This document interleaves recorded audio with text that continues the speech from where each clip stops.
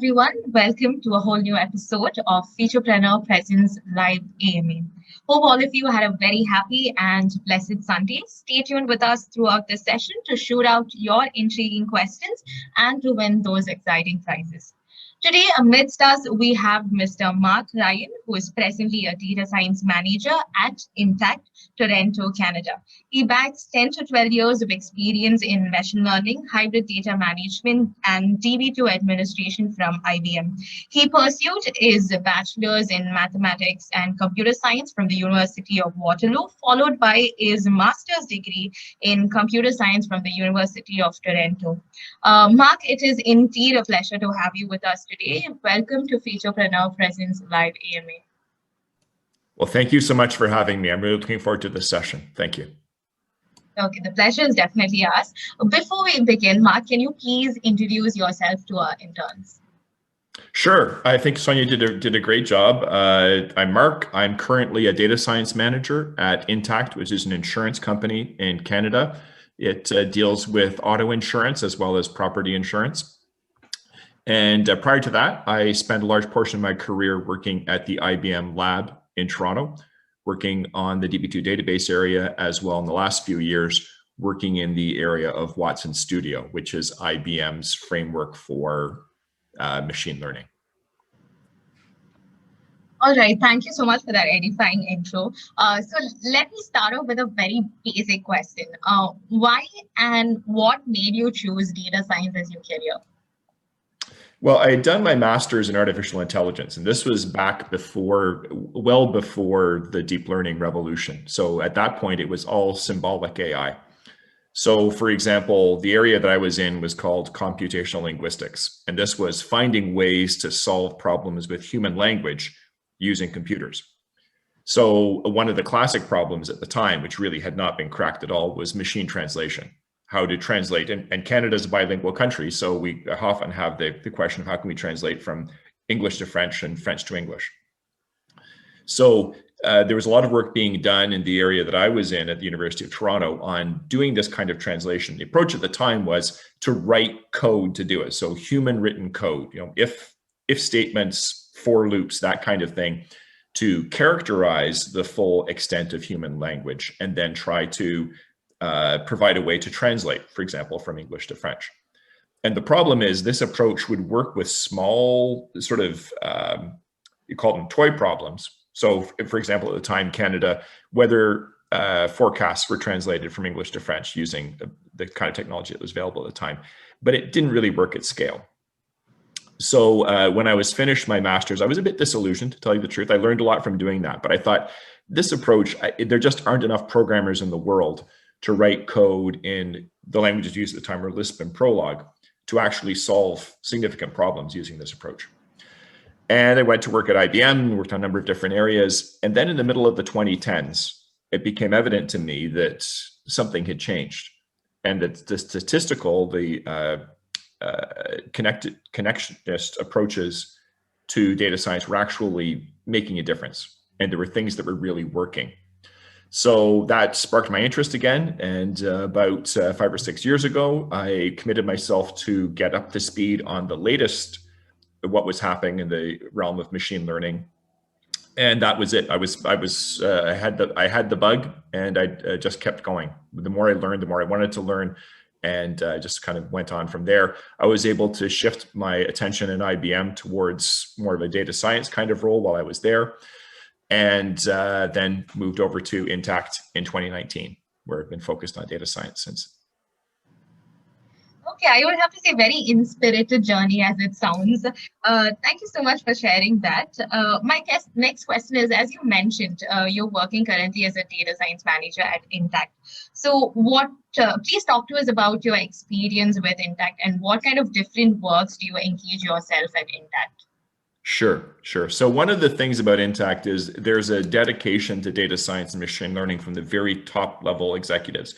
In fact, part of my job is answering questions about how we're using data science so that can be shared with investors. So there's an absolute commitment at the very top of the company to say, we're going to use this technology to change the way we do business.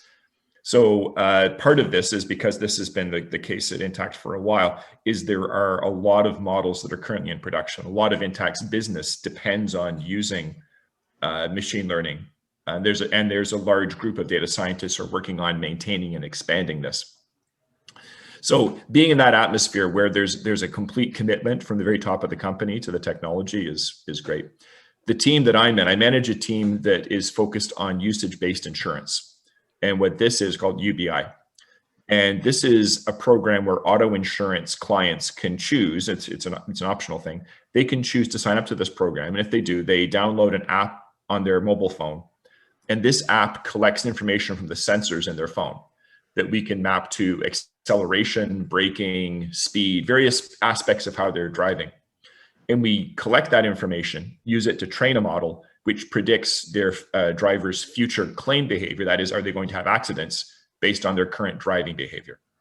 And it gives the opportunity for the clients to get an adjustment to what they're paying for auto insurance. So that's what my team's working on. And there are various other aspects of insurance that other teams work on. There's also significant application of data science to solve problems internally within Intact, to run the business internally. So it's a very broad scope of parts of the business that data science is used, and a very broad scope of machine learning technology that's used at Intact as well. Okay, well, very interesting and inspiring piece of work that you've been working. We also noticed that you had a lot of experience by working with IBM as well. So how did working at IBM shape you to be the person you are right now? So IBM was a great place to work. I guess the key thing was I got to work with some great clients. So I was able to travel, visit client sites in New York City, San Francisco, the Midwest US, various places in the US, Singapore, Korea, in China, Beijing, and Shenzhen. So the fact that it's truly an international company gave me the opportunity to work with these clients from all over the world. And those are clients I actually visited, and I worked with dozens of other clients virtually. So that was a really great experience. And throughout IBM, there's a really strong ethic of putting the client first and doing whatever was required to solve client problems. Just a quick example of that, I'd spent about a week at a client in the US that had a significant problem. A problem that was actually blocking the production of their product. And I spent a week with that client helping to coordinate IBM's response to this. And things looked like they were getting better. So I got on the plane, flew back to Toronto, and as soon as I got off the plane, my phone lit up. So there were 5 people trying to phone me because the client had crashed again. So I phoned up my boss on my way home, and I said, I'm flying back out there the next day. So I flew back out, spent another 5 days there to make sure things were okay.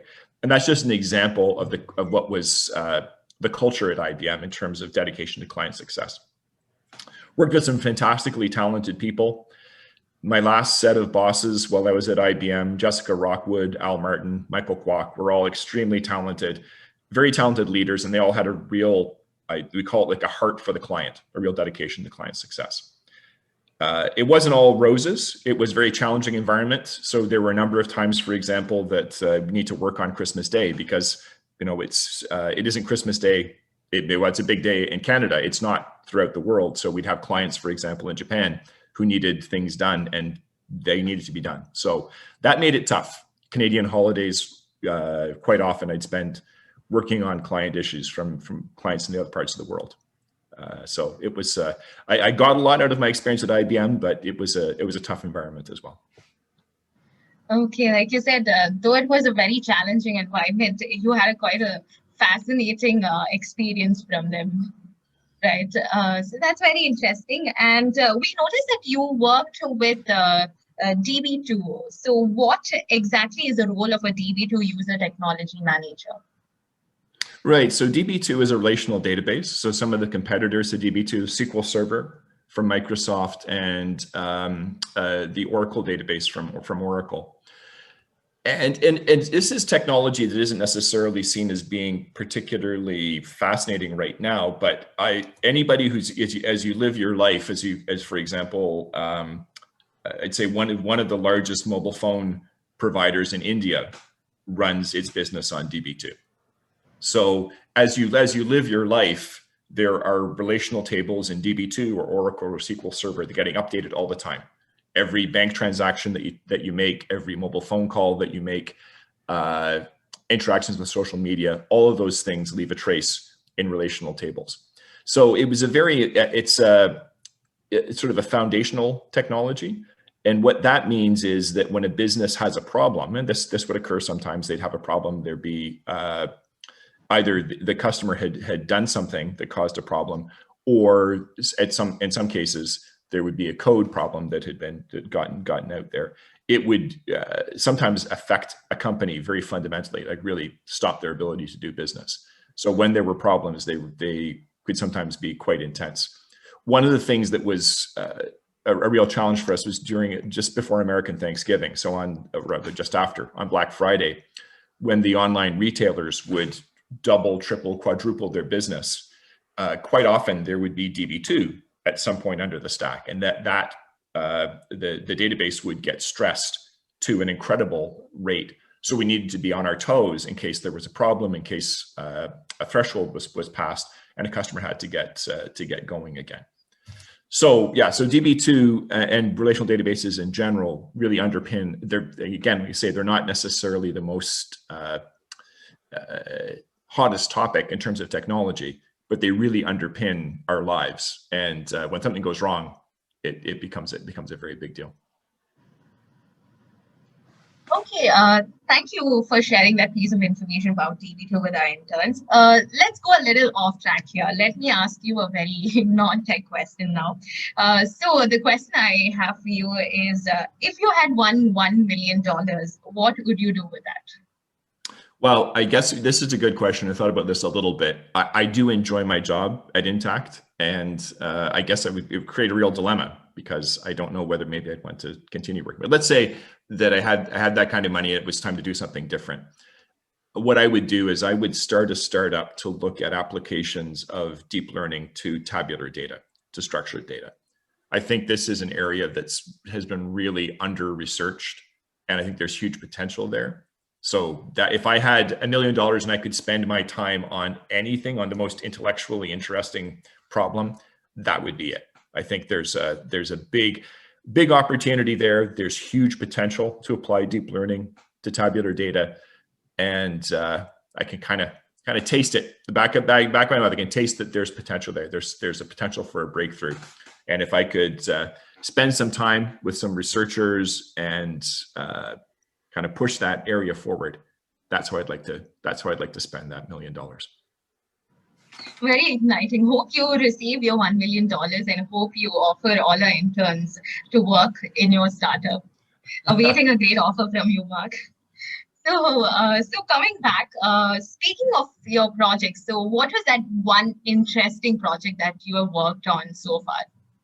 If you could name one interesting project that you worked on.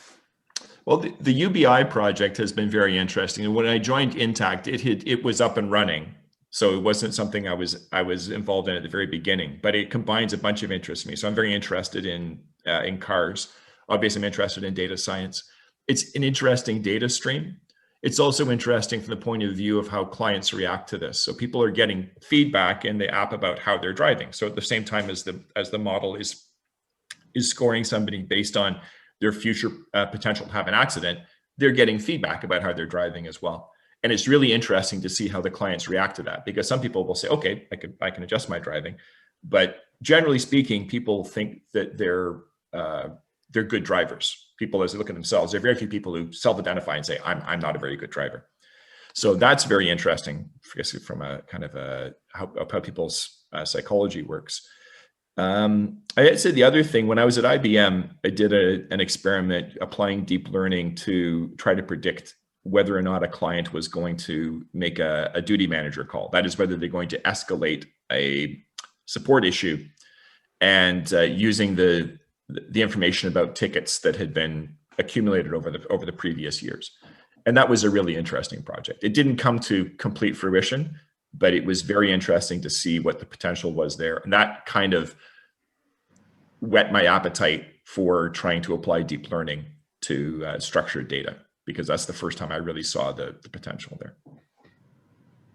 Okay, that's very interesting. We also came across a very similar type of Medium article of yours, which is about GPT-3.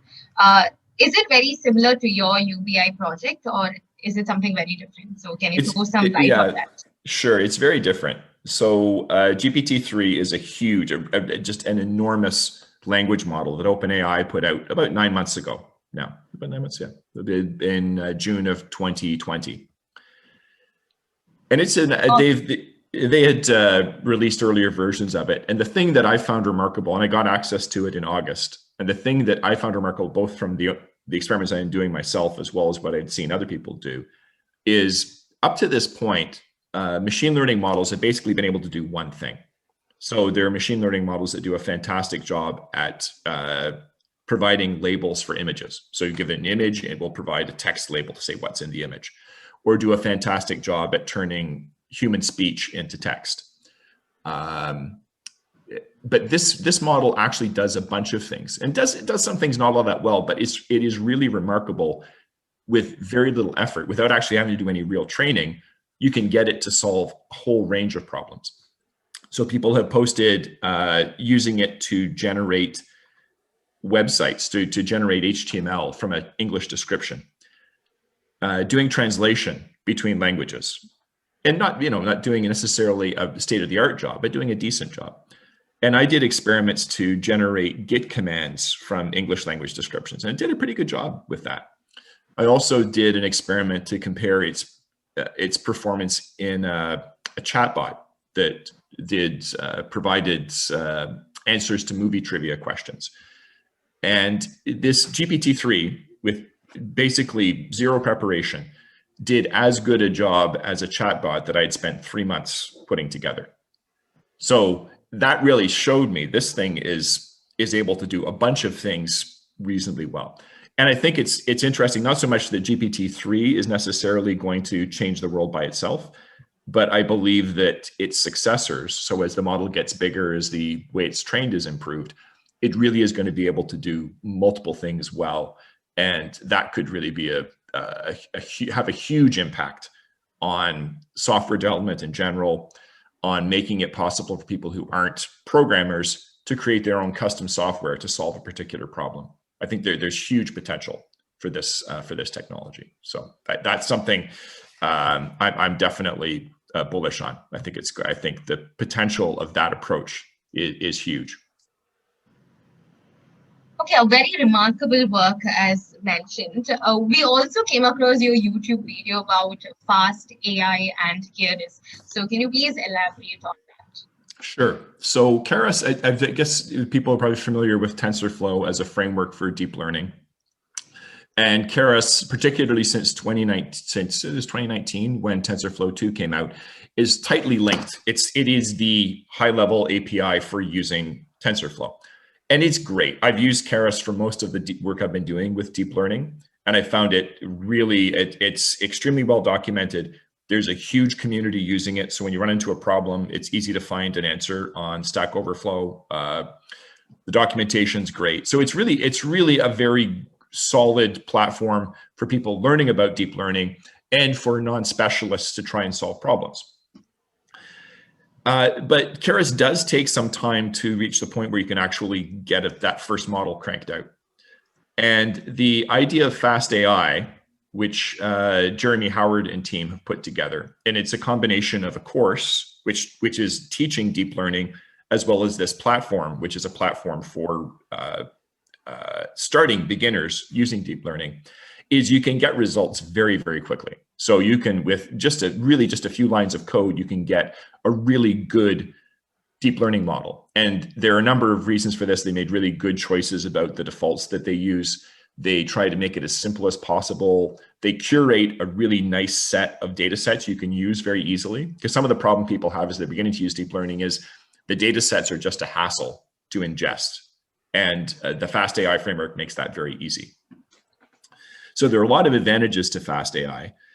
One of the things where it is weaker than Keras is the documentation, which means if you stray off the happy path and you run into problems, there are two things there. One is there aren't as many people using it, so it's going to be a bit harder to find. If you run into a problem, there's a chance that nobody else has run into the same problem.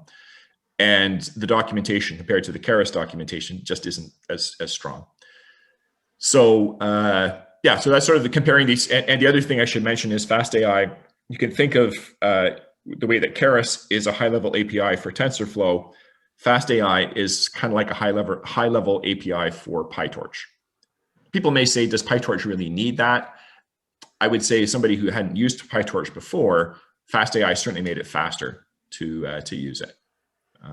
Yeah, so that's basically that's what Fast AI and Keras are about.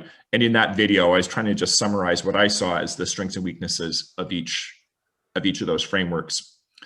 But overall, I've been using Fast AI quite a bit over the last few months, and I've been very impressed with it. I found it really, what's really impressed me is how easy it is to get good results.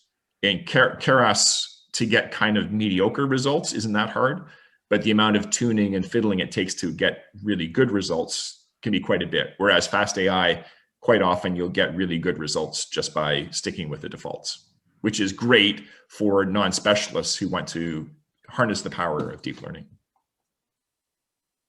A very crystal clear explanation. Thank you for those insights. My next question for you is, we see that you have gone to two top schools of Canada, University of Toronto and University of Waterloo. So which one did you enjoy the most, and what was your experience with each school? Well, it's interesting you should use the word enjoy, because there is a real distinction there. So I learned a lot at Waterloo, and I was in a co-op program there, which was great because it exposed me to the working world, but it was a very, very tough environment. And I can't say I really enjoyed my time there.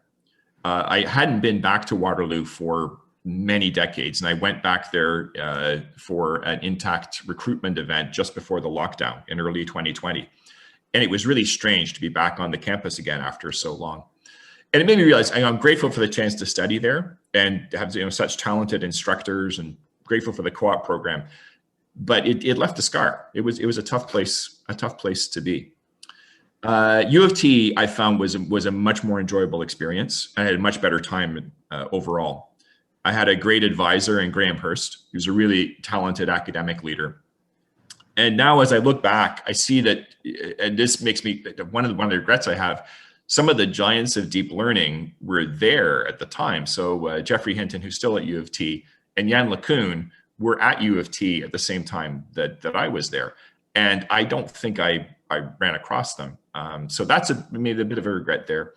One of Canada's most recent Governor General, the representative of our head of state, the Queen, was at U of T at the same time that I was there. So that was a little bit interesting to have had that exposure. She went on to become an astronaut and the Governor General.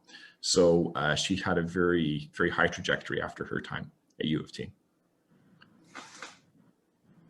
All right. My next question for you is, what advice would you give someone wanting to pursue a career similar to yours? I'd say that the thing that the most important thing is to stay technical. I think one of the mistakes that I made as I became a manager and took on leadership roles is I strayed a bit from the technical side.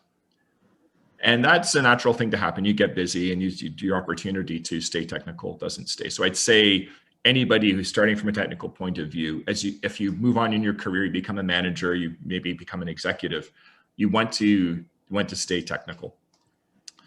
The other thing I'd say is look for opportunities to share what you know. So that could be very simple. It could be presenting at a meetup. It could be writing an article, like in Medium is a great platform for writing blogs. Doing a presentation at a conference is really good because it forces you to really prepare your thoughts and to summarize them very clearly, and to be prepared to answer questions about them. So I didn't get into doing conference presentations until relatively late in my career at IBM.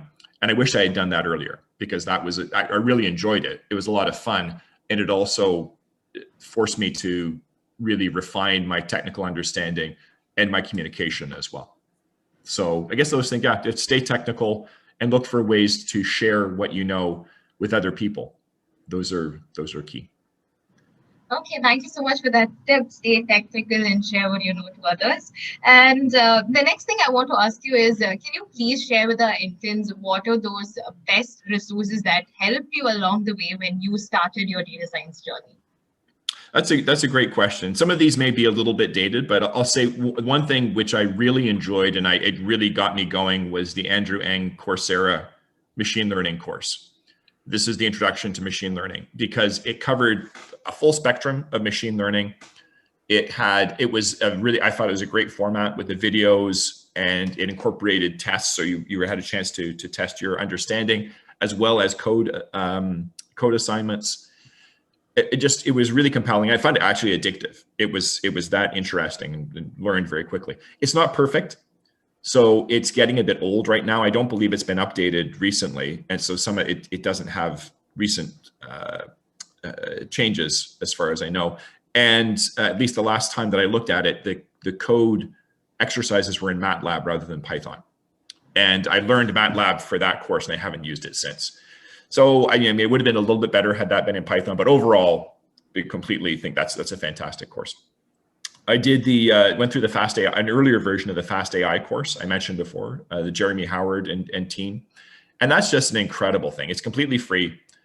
The videos are available online along with all of the code. So you get the courses, it's a platform.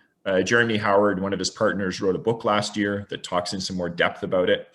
And it really provides a way to learn about deep learning and make it available to non-specialists. So that's something that really I found was critical in helping me to get to the point where I could actually apply deep learning.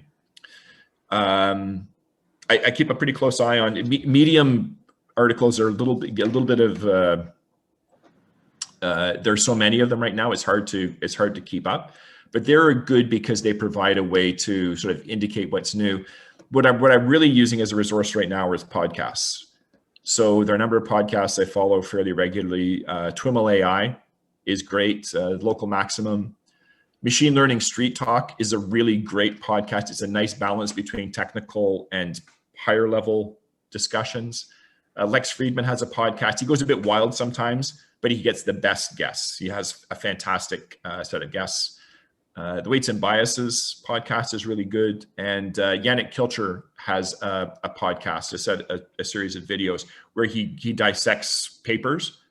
And that I find that's quite challenging because he's getting into some technical depth. But listening to those, if there's a research paper that's a bit difficult to understand, I find that's a fantastic resource because he explains it very clearly. And you can go through, sometimes listen to them a couple of times to really get it. So that's been a really good resource, those podcasts. Okay, thank you for those insights. We'll keep them noted. My final question for you today is, if you could step into my shoes, that is, if you could interview yourself, what is that one question that you would ask yourself that I didn't ask you today? I think that's a great question. So I think one of the things that you sort of mentioned a little bit is some of the mistakes that I've made. So I'd say, that's why I'd say the mistakes. And I'd say I stopped being technical at IBM. So that was a mistake.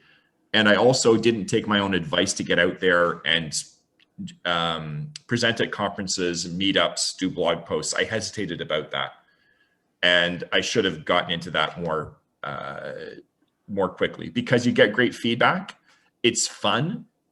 And it's a great way to make sure that you've learned something clearly. There's nothing like trying to write an article about something that you think you know to determine what you don't know. It forces you to learn it better. And then when it's out there, you'll get the feedback. And I hesitated because I thought, well, what if I'm not right? What if this is imperfect? There's this idea of imposter syndrome, which is very common amongst data scientists. They think, well, I don't know everything, so I shouldn't say anything. But data science is such a complex and broad topic. Nobody knows everything.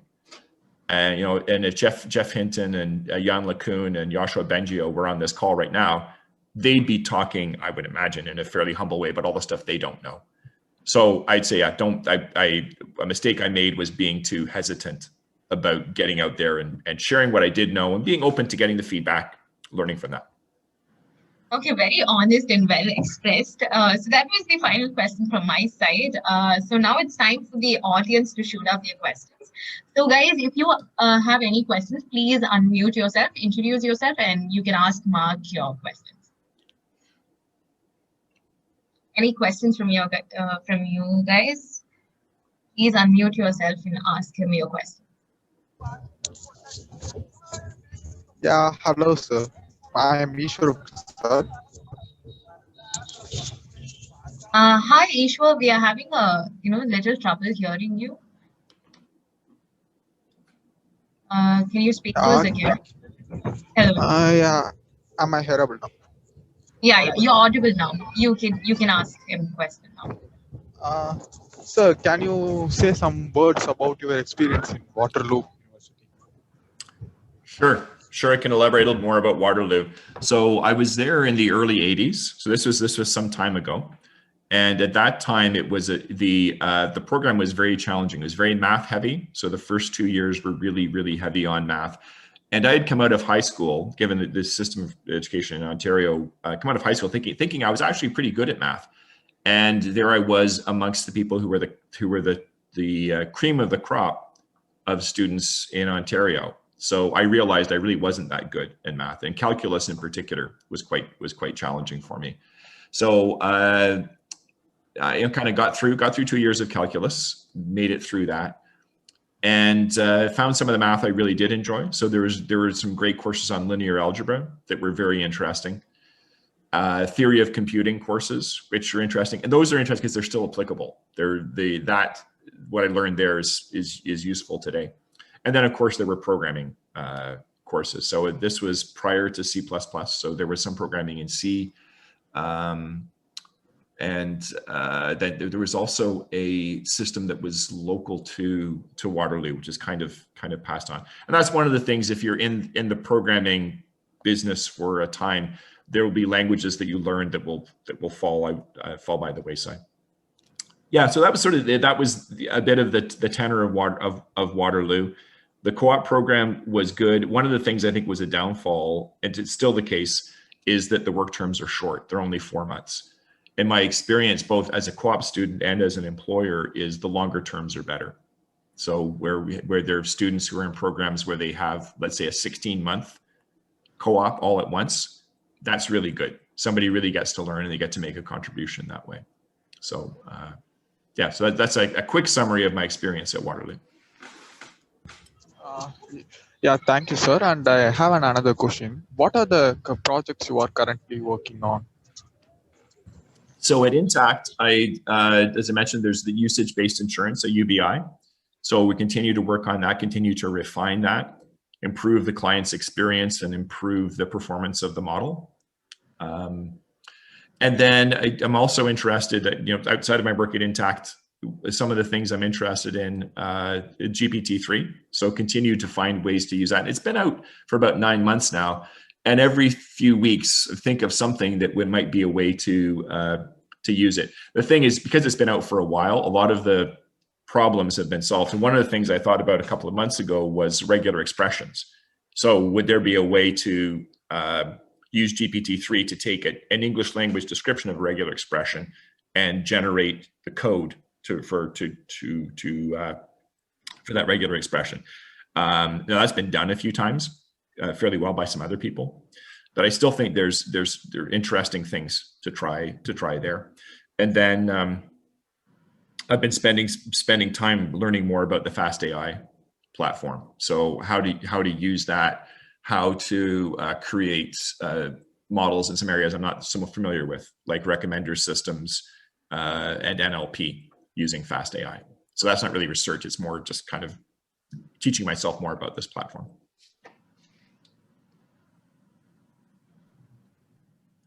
All right. Thank you, Ishwar, for Yes. that question. Thank you. Okay, thank you. Anyone else? Hi. Hello. Yes, Alvis, you're audible. Hi, I'm Alvis. I'm working from Tech Lab. So I have a question on how you imagine you could like send back a message to your younger self who's just starting out in his career. What would be that message? So that's a great question, Alvis. The thing I would say is pay attention to neural networks. So when I was doing my master's at University of Toronto, we did spend a little bit of time talking about neural networks, and they were dismissed to a certain extent. And they didn't work all that well back then. But I think if I had kept an open mind and watched the progression of that technology, then I would have noticed it earlier than I did and could have had the opportunity to learn more about it. So instead of having 4 years experience on it, I could have 10 years experience now. So one of the things I try to spend time on is think about, well, what's new, what's coming, what are some big potential directions in AI or machine learning, so I don't get caught behind again. And one of the questions when I'm doing interviews for people, so I interview people fairly regularly for jobs at Intact, one of the questions I ask them is, can you name 2 major AI breakthroughs or headlines that happened in 2020? And I ask that to say, are the people, the candidates, are they thinking about the bigger picture? Are they thinking beyond what the project they just posted on GitHub to the bigger picture of how this technology is changing and how it could be used in the future? So I'll throw that out. Does anybody have a guess about the answer to that question? Like what were 2 big AI stories in 2020?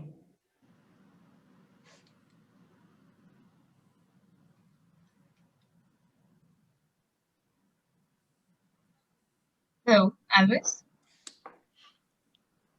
I'm not aware of anything. Maybe I can give it a try, but I'm not sure how accurate Microsoft, they created like 1 billion parameters, like that's the reached like the maximum parameters for the for one research. I forgot like what exactly is that, but those kind of like reaching out maximum parameters is not easy at all. So Microsoft and I think Fast AR is like a Hugging Face. They reached they provided a like an open source kind of thing. Not exactly open source, is kind of like a testing kind of testing water, something like that. Like Hugging Face they did something, some kind of research on that. Those things I've just kept following it. Maybe you could fill it up better actually. Sure. Well, the first one is close to the question I asked. So I would call GPT-3 the thing. So and Microsoft was involved, so they're backer of that. The previous, so GPT-3 had 173 billion parameters. So it was an order of magnitude bigger than the previous language models. And then the other major story, which was in December of 2020, was AlphaFold 2. So this came out of DeepMind in the UK, and this was solving a decades-old problem in natural sciences to do with protein folding. So I don't understand, and I'm going to be honest with you, I don't understand the science of why this matters or how this necessarily be applied, but it is remarkable that the DeepMind's approach to this was an order that was hugely more accurate than all the other competitors. And that reminded me of back in 2012 when Geoffrey Hinton and his team won the ImageNet contest, or did best at the ImageNet contest. And there again, they were applying deep learning and they had a result that was significantly better than any of the other competitors. So looking out for that kind of thing, where something has, it's not just a little like 2% better, but it's a step above what anybody else has been able to do. That's usually an indicator that something major is happening. And the interesting thing about GPT-3, and it's assumed about AlphaFold 2, is that part of their secret sauce, part of what made them successful. So for GPT-3, it definitely was the use of transformer-based language models. And there's speculation that for AlphaFold 2, in a completely different area, like nothing to do with language, to do with natural science, is also using attention as part of the solution there. So that's really interesting that there's this fundamental idea that's creating world-beating results in 2 very different areas. That sounds good. Like, yeah, I was just following the story of Geoffrey Hinton actually. So when he applied for research programs, like he judges like a lot of ideas. Like I think 30 years, 20 years ago, nobody listened to him actually. Then he applied in UK and different countries. Nobody paid attention. Then he came back to Canada. Like he came to Canada, and then he just asked for a government to fund it. Then like our government did fund a little bit. That's the thing. Like every new technology that comes in the market, some government, they pay attention to that. Not every one does. So I would definitely say that Toronto and Montreal, they just took advantage of these kind of research programs. So they paved the way for researchers like Geoffrey Hinton. Otherwise, we wouldn't be like this in this situation right now. These are the things I followed up so far, but I'm a big fan of Geoffrey Hinton.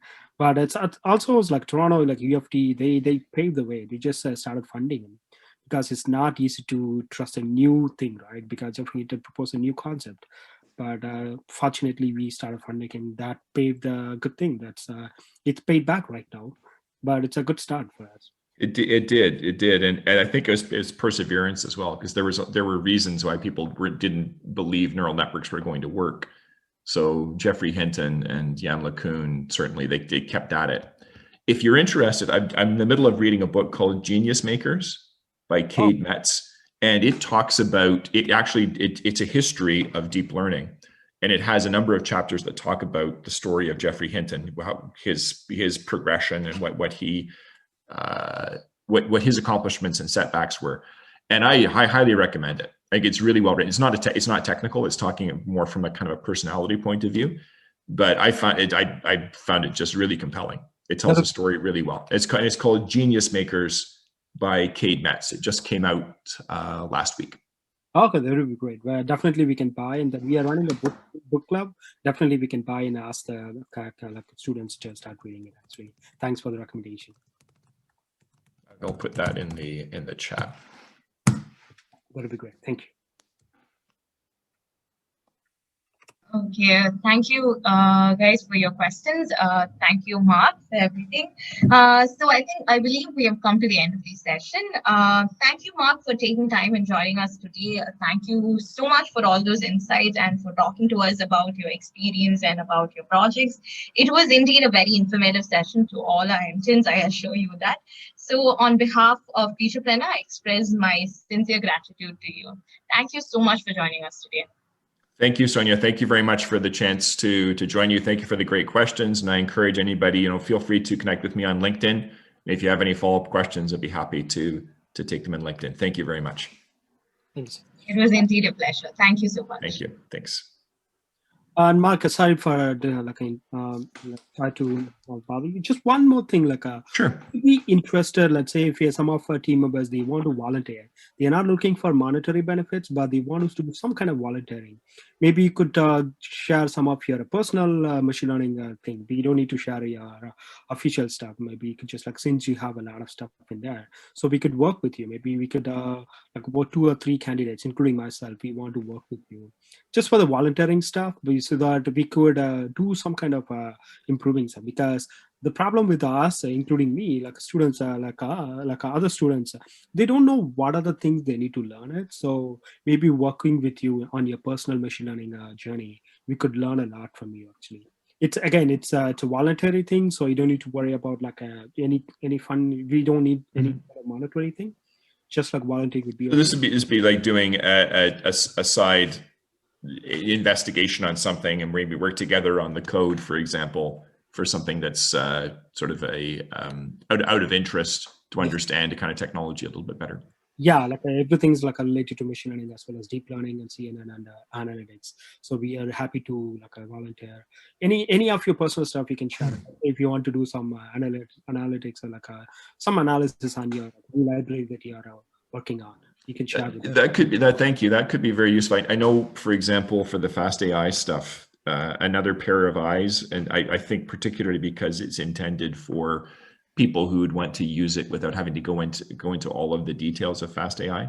That's something that people might find beneficial, and it certainly would be useful for me to get some other people who are interested in it to take a look at it and try it out to see if it works for them. That would be useful. That would be great. I'll pick our 2 more candidates, 2 more students for me. So including myself, we are ready to volunteer for you. But we are you can just let us know what are the requirements you want to take, and we'll do that just for the Okay, great. Yeah. So Raja, if you could connect with me on LinkedIn, then we can take it from there. Yeah, that'd be great. Thank you. Thank you. Okay. Thanks so much. Thank you. Thank you so much, Mark, for joining us today. Thank you. Thank you. Goodbye. Goodbye. I request all the interns to stay back for the next session. All right. So hope all of you had a very interesting AMA with Mark Ryan. Of course, all of you shooted out your interesting questions, but now the time has come to award those 2 people who asked a very interesting question today. So the winner for best intriguing question of the live AMA with Mark Ryan is Ishwar and Alvis. Congratulations to both of you. Congratulations, Ishwar. Thank you. Yeah, thank you. Yeah, so Ishwa, how informative was this session for you? It's so informative. As every AMS session, this is more informative than I expected. Because sharing so much real world experience to the students is always valuable. Yes, very true. It was more into our core domain, right? Data science and ML and deep learning. So, of course, yeah, I'm pretty sure it was informative, not only just for you, but for the entire participants crowd. So, anyways, congratulations on your win. Moving on to Albus, congratulations to you too.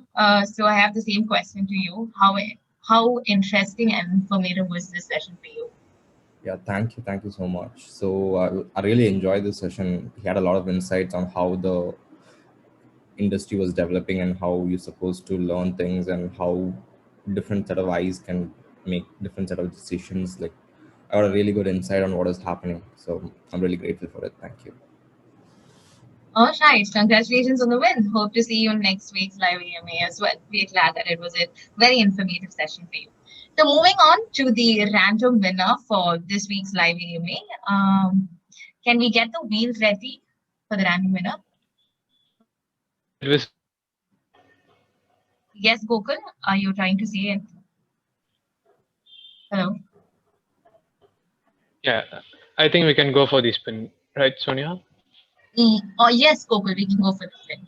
So let's spin the wheel to know the random winner for this week's live AMA.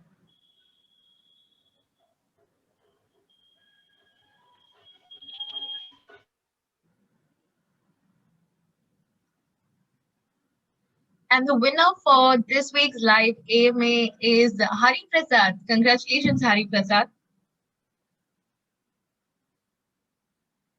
Is Hari Prasad here with us today? Hello, Hari Prasad. Can you unmute and speak to us?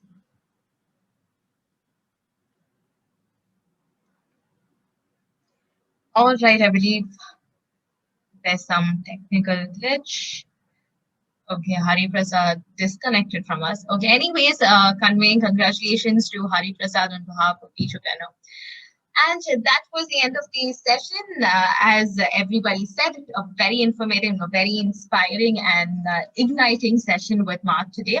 I'm very glad that all of you could take something out of the session today back home. Thank you so much for joining. Keep joining the live AMA sessions conducted by Featurepreneur. It is definitely going to be very insightful and very informative. But anyways, congratulations to all the winners and thank you so much for joining us today. Thank you, everybody.